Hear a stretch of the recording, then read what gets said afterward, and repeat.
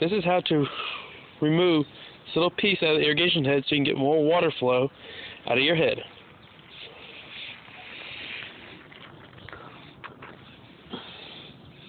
Raise it up.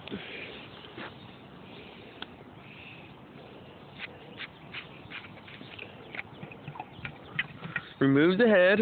See the bottom? You gotta peel that piece out.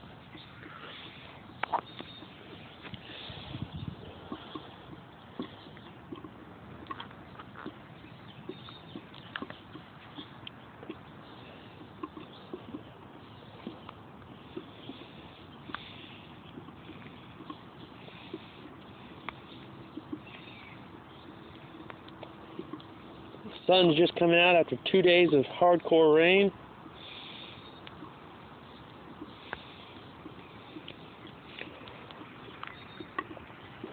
Voila, it's out.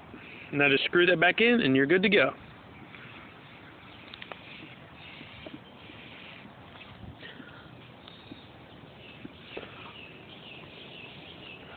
Screw it in, pull it up, tighten it down, and you're good to go.